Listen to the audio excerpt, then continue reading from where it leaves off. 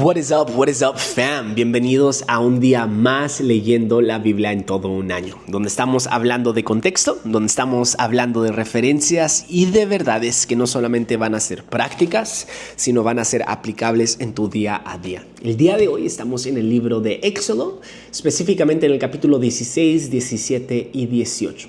Así que si aún no has leído, ponle pausa al video, ya te la sabes. Lee, ¿por qué? Porque no nos vamos verso por verso por más que quisiéramos. Lamentablemente no nos vamos verso por verso. Tal vez lo hagamos en un futuro, pero en realidad lo único que hacemos acá en estos videos es señalar algunos versos, hablar del contexto, de referencias y de ver de qué manera práctica lo podemos aplicar en nuestro día a día.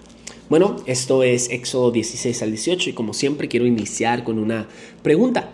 Y esa pregunta es, ¿alguna vez has sentido que estás atravesando o estás en medio de un desierto? No solo hablo de arena, de calor, de lugares áridos y baldíos. No, hablo de esos momentos en la vida donde parece que todo lo que tenías se secó. Así es, tu fe, tu energía, tus planes.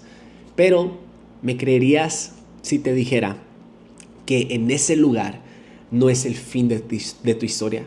Que ese lugar no es el lugar donde Dios te lleva para castigarte, sino el lugar donde Dios te lleva para revelarte algo increíble sobre de quién eres tú y sobre de quién es Él. Sabes, en Éxodo 16 al 18, Israel estaba caminando por el desierto. Acababa de salir de Egipto, dejando atrás la esclavitud, pero todavía estaban lejos de la tierra prometida. Este lugar intermedio donde ya no son esclavos, pero aún no llegan a la tierra prometida. En ese espacio intermedio, Dios les da algo más que lecciones de obediencia. Les da una nueva identidad. Les enseña quiénes son y qué significa confiar en Él. Cada prueba en el desierto tiene un propósito y esto tú y yo lo tenemos que comprender a través de estas historias. No solamente son obstáculos para superar, no, son oportunidades para creer, para experimentar la presencia de Dios de manera que Egipto jamás les hubiera enseñado. En Éxodo 16, entrando al resumen de lo que vamos a ver en estos capítulos, Dios provee maná. No solamente les da de comer, hay algo que tenemos que entender acá. Les enseña a depender de Él cada día. Les muestra que Él provee lo que ellos necesitan y también les enseña a descansar. ¿Por qué? Porque la verdadera fe no se trata solo de hacer, sino de parar cuando Dios dice para. Porque lo que Dios quería probar a través de ellos era este principio. Oye, Israel, ¿confías lo suficiente en mí para yo decirte, solo agarra lo suficiente el día de hoy, que el día de mañana yo seguiré proveyendo de la misma manera que proveí el día de ayer? Es esta prueba. En Éxodo 17 vamos a ver otra prueba. El pueblo tiene sed, se queja. Moisés golpea una roca y de ahí brota agua. Esa roca herida es un símbolo poderoso. El agua de vida brota de lo que ha sido golpeado. Y eso nos apunta en realidad a Jesús. Él fue herido para darnos vida. Luego los amalecitas van a atacar y aquí la prueba no solamente es pelear, sino proteger a los más débiles. ¿Dejaremos atrás a los más vulnerables o lucharemos por ellos? Dios está enseñando a su pueblo a pelear como familia, como tribu, no como individuos aislados. Y en Éxodo 18, por último, vemos una de las clases magistrales sobre el liderazgo. Vemos una de las mejores clases sobre el liderazgo. Moisés se encuentra, recibe a su suegro Jetro, quien le va a enseñar que el liderazgo no es cargar con todo solos, sino de levantar a otros para que también sirvan en el propósito que Dios te ha dado, ¿verdad?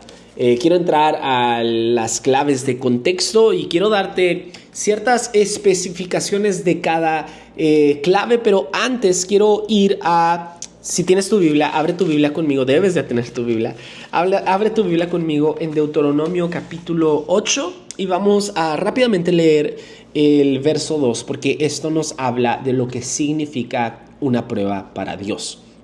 Esto es Moisés escribiendo, es Moisés hablando. Dice, capítulo 8, verso 2: recuerda que durante 40 años el Señor tu Dios te llevó por todo el camino del desierto para humillarte y ponerte a prueba. Así llegaría a reconocer, ojo, subraya esto conmigo, así llegaría a conocer, para probarte, así llegaría a conocer lo que había en tu corazón y vería si cumplirías o no sus mandamientos. Ojo, las pruebas revelan quién eres tú. En realidad la prueba no se trata de pasar, sino de revelar.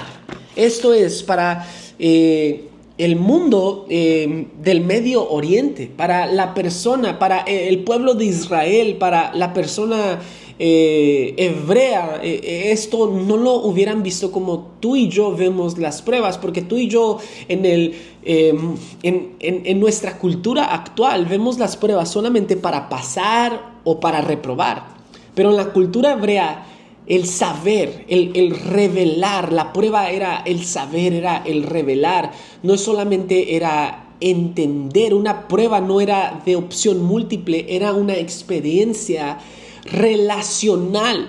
Saber no solamente era entender lo que estaba pasando, era vivirlo, era experimentarlo en carne propia, era revelar lo que hay dentro de nosotros, ¿verdad? Eso es lo que sería una prueba. Ahora, hay 4 pruebas, te mencioné 4 pruebas y solamente leímos 3. En realidad son 4 y empieza en el capítulo 15. En el verso 25 va a iniciar donde llegan a Mara, específicamente saliendo del Egipto, cruzando el Mar Rojo, van a llegar a Mara, donde van a buscar agua, ¿verdad? Ahora, Mara no se trataba solo de agua amarga, sino de ver si el pueblo compartiría con los enfermos, quienes iban a beber primero. Ahora quiero explicar esto rápidamente, la historia de Mara. ¿Por qué pensamos que era esto? De que si el pueblo, ¿quién iba a beber primero, los enfermos o ellos? ¿Por qué? Porque ojo cómo Dios lo está escribiendo. Cómo Dios los está poniendo a prueba. Dice: yo soy el Señor tu Dios. Si escuchan mi voz y hacen lo que yo considero justo, y si cumplen mis mandamientos y estatutos, no traeré sobre ustedes ninguna de las enfermedades que traje sobre los egipcios. Qué curioso.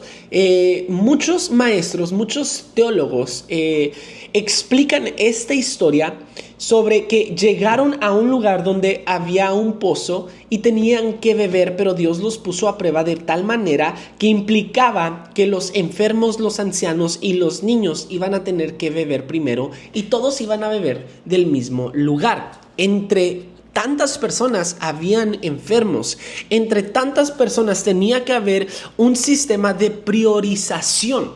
Es decir, la prueba no era solamente para el individuo, era para el grupo como tal. Entonces, ¿qué implica esto? Todos tomar del mismo pozo. Mientras unos tenían enfermedades, otros tenían infecciones, es por eso que Dios dice: ok, vamos a ver dónde está el corazón. Y vemos que Israel pasa esta prueba. ¿Por qué dices eso, Josh? Ok, porque en el verso 26 Dios los bendice y dice que luego siguieron adelante a Elim, donde había 12 manantiales y 70 palmeras, y acamparon ahí cerca del agua. 12 manantiales y 70 palmeras. Ojo, ¿cuántas tribus hay? Hay 12.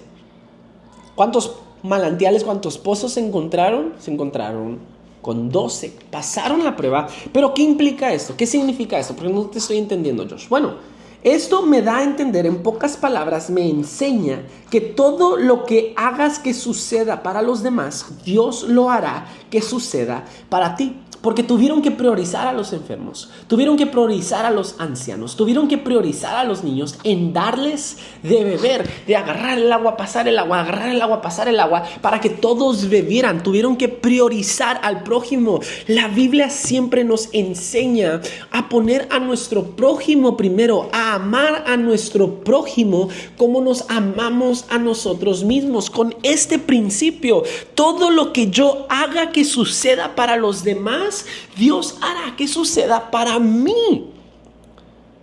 Tuvieron que beber de un solo pozo. Había enfermedades que vino sobre los egipcios que los israelitas tenían miedo de cachar. Pero Dios dijo: si sigues mis mandatos, te pongo a prueba, si sigues mis mandatos, me aseguraré que esas enfermedades que traje sobre Egipto no vengan sobre de ti. Les estaba hablando específicamente a esa sección. Esa es la primera prueba. La segunda prueba va a ser con el maná. La historia del maná, la verdadera lección no era la comida, sino el ritmo de la fe. Podrían obedecer a Dios aunque no entendieran su lógica. Podrían parar cuando Él dijera que pararan. La tercera prueba va a ser con el agua, donde Moisés va a golpear en el capítulo 17, va a golpear el agua. Y la cuarta prueba va a ser donde Israel derrota a los amalecitas. Dios está observando. ¿Van a proteger a los frágiles o los van a dejar desprotegidos? Cada prueba no era para avergonzar al pueblo de Israel, sino para formar su carácter, para convertirlos en un pueblo diferente en lo que salieron de lo que salieron de Egipto. Ahora quiero explicar lo que estoy prácticamente dando a relucir en estas 4 pruebas. ¿Por qué? Porque me encanta esto. La palabra Omer en la prueba del maná, en Éxodo 16, no es solamente una medida de harina, es una lección divina de equidad. Al final del día todos tenían lo que necesitaban. Eso es justicia divina. ¿Cómo que todos tenían lo que necesitaban? Ok, cuando Dios proveyó el maná para el pueblo de Israel, Dios le da una instrucción a Moisés y le dice: oye Moisés, dile al pueblo que solamente agarren la cantidad justa y necesaria, que agarren un homer. Y esto lo vamos a ver en el capítulo 16 y en el del verso 3 al verso 15, pero quiero enfocarme en el verso 15 al verso 18. Dice: como los israelitas no sabían lo que era, al verlo se preguntaban unos a otros: ¿y esto qué es? Moisés les respondió: es el pan del Señor que les da para comer, y estas son las órdenes que el Señor me ha dado. Recojan cada uno de ustedes la cantidad que necesiten para toda la familia, un gomer por persona. Así lo hicieron los israelitas. Algunos, recogieron mucho y otros recogieron pocos. Unos recogieron mucho, o sea, más de la cantidad necesaria, y otros recogieron poco, menos de la cantidad necesaria. Pero cuando lo midieron, según el gomer, ni el que recogió mucho le sobraba, ni el que recogió poco le faltaba. ¿Qué está sucediendo? Cada uno recogió la cantidad necesaria. Ok, tenemos a una persona que recoge mucho, tenemos a una persona que recoge poco, pero ni el que recogió mucho le sobraba, ni el que recogió poco le faltaba. ¿Esto qué implica? Esto me vuela mi cabeza porque solo significa una de dos cosas. Uno, los que recogieron mucho y los que recogieron poco significa uno de dos cosas. O Dios multiplicó milagrosamente el maná una vez que la gente lo recogió, porque unos no tenían, pero cuando lo midieron tenían lo suficiente. O, número 2, Dios proveyó milagrosamente a quienes no tenían suficiente a través de quienes tenían más que suficiente. ¿Me estás entendiendo? Dios proveyó milagrosamente a quienes no tenían suficiente a través de quienes habían recogido más que suficiente. Porque unos recogieron de más, aunque se les dijo que no, y otros recogieron poco, aunque se les dijo que recogieran lo suficiente, pero Dios proveyó por igual. Al final del día todos tenían lo que necesitaban. Eso es justicia divina. Y la tercera prueba, la roca, quiero enfocarme en esto. La roca que Moisés golpea en Éxodo 17 estaba en Horeb. El mismo lugar donde Dios lo llamó en la zarza ardiente. ¿Te das cuenta? Dios lo lleva de vuelta al punto del inicio, porque a veces Él cierra el círculo para recordarte que Él siempre va a proveer. ¿Qué significa esto? De hecho, la misma palabra que la Biblia utiliza en hebreo para golpear la instrucción que Dios le da a Moisés, la misma palabra que la utiliza para golpear la roca, la utilizó Moisés cuando golpeó al egipcio y lo hirió de muerte, lo mató. Es esa misma palabra que la Biblia usa en hebreo para golpear la roca. Esto para Moisés debió de haber sido un recordatorio que ahora voy a dar gracia en vez de condenar. Ahora, en vez de traer muerte, voy a proveer.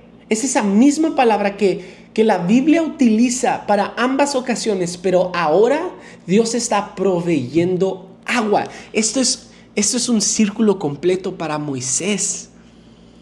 Él cierra el círculo para recordarle que Él siempre va a proveer. Cuando Moisés llama a hombres a pelear en el Éxodo 17:9, no dice peleen por mí, sino pelea por nosotros en otras versiones. Era una batalla comunitaria, una lucha por la familia. Esto no es solo tú contra el mundo, somos nosotros juntos luchando los unos por los otros. ¿Por qué dices eso? Bueno, muchos teólogos dicen que el valor que daban, tengo mis notas, algunos teólogos y rabís mencionan que era fácil conocer los valores de un grupo étnico o de una tribu en base a dónde ponían a los marginados, a los débiles, a los enfermos y a los ancianos. Si ponían a los marginados, a los enfermos, a los viejos en medio, eso significaba que valoraban el grupo y que querían defender a todos, que querían proteger a todos. Pero si los ponían en la parte de atrás, eso significaba que esperaban o estaban expectantes que saqueadores como los amalecitas comenzaran a atacar por la parte de atrás y comenzaran a eliminar a los más débiles. Esto porque es importante, porque nuevamente para Dios es importante. Oye, ¿dónde está tu corazón? Quiere ponerte a prueba para revelar cómo estás. ¿Te vas a preocupar por los míos? Solamente te vas a preocupar por ti. ¿Vas a proteger a los míos o solamente te vas a proteger a ti? Eso me lleva a las verdades y ahorita lo voy a explicar un poco más. Número 1, las pruebas de Dios no son para reprobarte, son para revelarte, son para mostrarte lo que hay en tu corazón y darte la oportunidad de crecer. Número 2, la verdadera madurez espiritual se mide en cómo tratas a los más débiles, a los que están en el borde. Dios te mide en el pozo donde sirves al sediento. Dios te pone a prueba. Número 3, a veces Dios no te suple directamente. A veces lo hace a través de otros. Y si aceptaras o acaparas, el maná, alguien más se queda con hambre. Eso también es parte de la prueba. Es esta verdad que si yo acaparo, alguien más se va a quedar con hambre. Pero si yo doy, eso también es de bendición, porque a veces Dios no suple directamente, a veces lo hace a través de otros. Número 4, el descanso no es opcional. Escucha bien, obedecer también significa parar, significa confiar en que Él tiene el control cuando tú dejas de correr. Y número 5, no puedes amar a Dios y despreciar a las personas. Es una verdad. No puedes amar a Dios y despreciar a las personas. Las pruebas en el desierto son comunitarias, no solo son personales. Dios está formando una familia, no solamente individuos aislados. Eso es lo que para mí me muestran estas pruebas. No puedes amar a Dios y despreciar a las personas. Es esta verdad que puedo aplicar en mi vida. No puedo andar por la vida diciendo, oh, amo a Dios, amo el cristianismo, soy un cristiano, ay, pobrecito, pobrecito, y ando condenando a medio mundo. Nuestro trabajo no fue venir a condenar al mundo, es amar, es amar, es servir, es dar agua al sediento, es ir a ser discípulos por toda la tierra, ¿verdad? Es esa nuestra gran comisión, es ir a anunciar. ¿Y cómo sabremos? ¿Cómo sabrán que somos enviados por ti? Preguntaron. Por el amor que se tienen el uno al otro. ¿Ves cómo está conectado todo? Hey, eso es poco de estos capítulos. Sé que es mucha información, tengo mucha más información, pero no quiero hacer estos videos más largos. Créeme, lee verso por verso y te darás cuenta de tantas riquezas que hay acá. Nos vemos el día de mañana. Que Dios te bendiga.